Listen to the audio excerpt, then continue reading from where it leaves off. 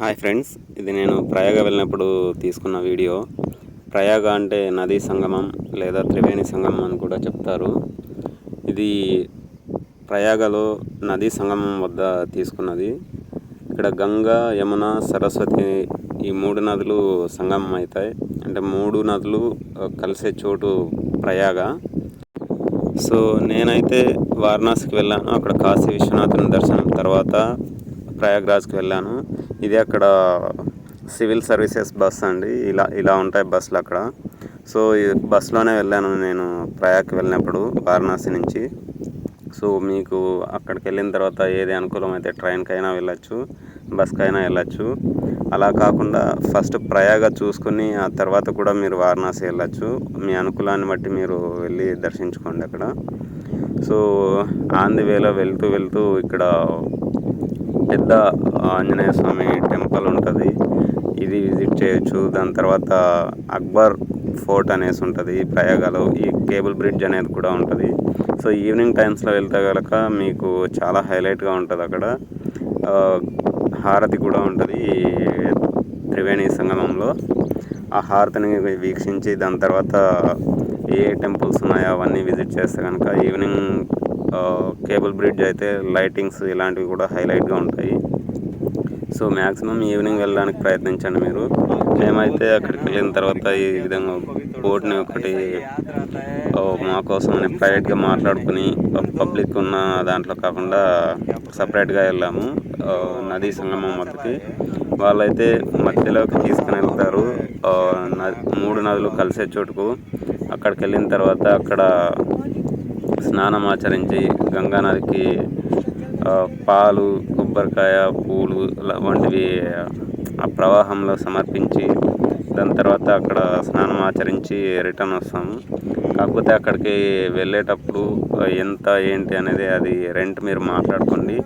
ఆ తర్వాత త్రివేణి సంగమంలోకి వెళ్ళిన తర్వాత అక్కడ పూజ చేయించడానికి అనేసి పురోహితులు ఉంటారు. మీకు చేయించాలి అనిపిస్తే చేయించుకోండి, లేదంటే వద్దని చెప్పి వచ్చేయచ్చు. కాకపోతే 500 తీసుకుంటారు ఆ పూజలు వంటివి చేయిస్తే కనుక. సో మీరు చేయించాలనుకుంటే చేయించుకోండి. ఆ తర్వాత ఇప్పుడు మీరు చూసేదంతా అది పుష్కరాలు జరిగే చోటు అండి. ఈ పుష్కరాలు కానీ కుంభమేళా కానీ జరిగే చోటు అది. ఈ కుంభమేళా జరిగినప్పుడు, పుష్కరాలు జరిగినప్పుడు వెళ్తే చాలా హైలైట్గా ఉంటుంది. క్రౌడ్ అయితే చాలా ఎక్కువగా వస్తుంటారు. అది త్రివేణి సంగమం ప్రయాగ కాబట్టి. యాక్చువల్గా పురాతన కాలంలో ఇక్కడ యాగాలు వంటివి చాలా ఎక్కువ జరిగాయనేది ప్రతీతి. అందుకనేసి ఇక్కడ ప్రయాగ అనే పేరు కూడా దానికి పెట్టడం జరిగిందంట. చాలామంది అక్కడ చెప్తుంటారు. అది హిస్టరీ. ఆ హిస్టరీని కూడా తెలుసుకుని వెళ్ళచ్చు మీరు. తెలుసుకుని వెళ్తే కనుక అక్కడ ఏ ప్రదేశాలు ఇంకా చాలా పురాతనమైనవి, మనం విజిట్ చేయదగినవి అని మీకు తెలుస్తుంది. దాన్ని బట్టి మీరు ఇంకా ఏవేవి చూడాలో చూసుకొని వెళ్ళచ్చు. దాంతోపాటు దీనికి ప్రయాగకు దగ్గరే నైమిషారణ్యం కూడా. అక్కడే మొట్టమొదట సత్యనారాయణ స్వామి వ్రతం జరిగిందని కూడా చెప్తుంటారు. సో అక్కడ కూడా మీరు విజిట్ చేయొచ్చు. అవన్నీ విజిట్ చేసుకొని తర్వాత అదే రూట్లోనే మళ్ళీ మనకు అయోధ్య కూడా వస్తుంది. దాన్ని కూడా విజిట్ చేసుకోవచ్చు మీరు. సో మ్యాక్సిమంగా ఈ ప్రయాగ కానీ, అయోధ్య కానీ, నైమిషారణ్యం కానీ, వారణాసి కానీ ఈ ఏ ప్రదేశానికి వెళ్ళినా కూడా ఇవన్నీ నియర్ బై ఒక 300-400 కిలోమీటర్స్ డిస్టెన్స్లో ఉంటాయి. వెళ్ళాలనుకున్న వాళ్ళు వెళ్ళి చూసుకొని రావచ్చు. చాలా బాగుంటాయి ప్లేసెస్ అయితే చూడొచ్చు. మేమైతే ఈ వారణాసిలో గంగా నదిలో పడవ ప్రయాణం చేసినప్పుడు అయితే ఈ పక్షులతో అనుభూతులు కొన్ని మిస్ చేసుకున్నాము. దానికి ఆహారాన్ని వేయటము ఇలాంటివన్నీ. కాకపోతే ఈ ప్రయాగలో పడవ ప్రయాణంలో అయితే అది మిస్ చేసుకోలేదు మేము. చాలా అదొక డిఫరెంట్ ఫీలింగ్ అనేది మనం మాటల్లో చెప్పలేము. యాక్చువల్గా చూడొచ్చు. మనం ఏదైనా తిండి వేస్తే కనుక ఎలా వస్తాయి, చాలా హైలైట్గా అనిపిస్తుంది అదంతా అనుభూతి.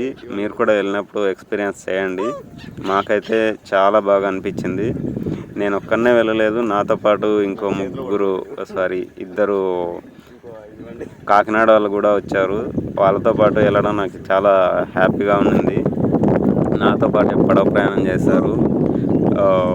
చాలా బాగుండింది. సో మీరు వెళ్ళినప్పుడు ఒక్కరే వెళ్ళినా ఫ్రెండ్స్తో వెళ్ళినా కూడా ఇవేవి మిస్ చేసుకోకండి. చాలా బాగుంటాయి. జీవితాంతం గుర్తుంచుకోదగినవి ఇవన్నీ జ్ఞాపకాలుగా అంత అద్భుతంగా అనిపిస్తాయి. ఈ పక్షులు అయితే కనుక సీజనల్ వలస వస్తుంటాయంట. కొన్ని సీజన్స్లో మాత్రమే ఈ పక్షులు ఉంటాయి ఇక్కడ. సో మీరు వెళ్ళినప్పుడు ఇవన్నీ చూసుకోండి. ఇదంతా ఇప్పుడు మీరు చూస్తున్నది కుంభమేళ పుష్కరాలు జరిగే చోటు. ఈ ప్లేస్కి తీసుకెళ్తారు వాళ్ళు మిమ్మల్ని.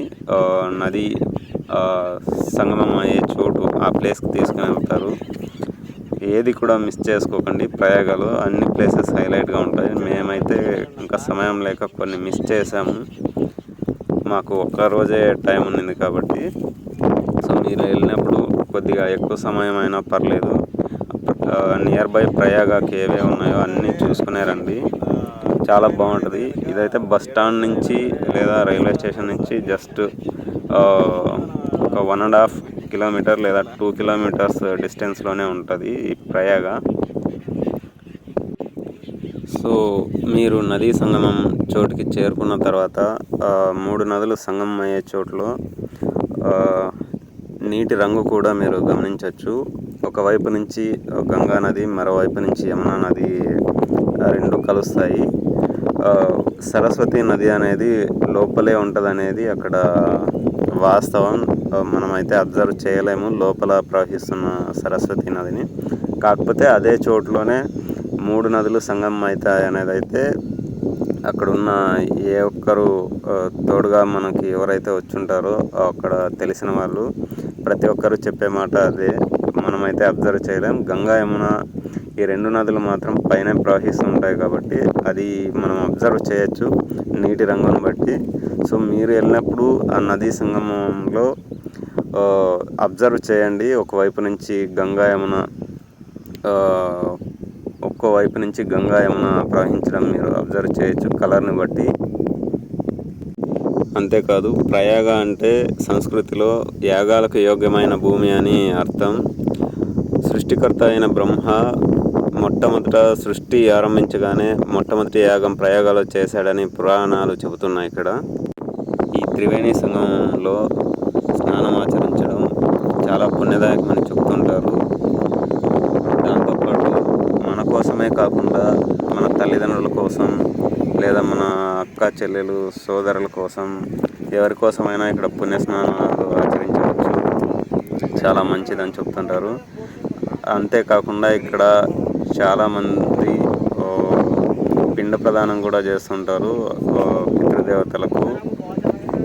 దాని తర్వాత రామాయణ ఇతిహాసానికి నాయకుడైన శ్రీరాముడు కూడా చిత్రకూట పర్ణశాల నిర్మించడానికి ముందు భరద్వాజ ఆశ్రమంలో సీతమ్మ తల్లి లక్ష్మణుడితో కలిసి కొద్ది రోజులు ఉన్నాడనేది కూడా ఇక్కడ రామాయణ కథనాలు చెప్తాయి. అంతేకాదు హిందువులకు పవిత్ర గ్రంథాలైన వేదాలు, మహాభారతం, రామాయణం వంటి పురాణాల ఆవిష్కరణలకు కూడా ఈ ప్రయాగ పుట్టిల్లు అని భావిస్తారు ఇక్కడ ప్రజలు, పురాణాలు కూడా. సో ఇంతటి పురాతన చరిత్ర కలిగిన ప్రయాగని మీరు కూడా ఒకసారి వెళ్ళి వీక్షించండి, చూడండి. అక్కడి ప్రదేశాలు, అక్కడ పురాతన కట్టడాలు అన్నీ చూసి ఆనందించండి. Thank you for watching.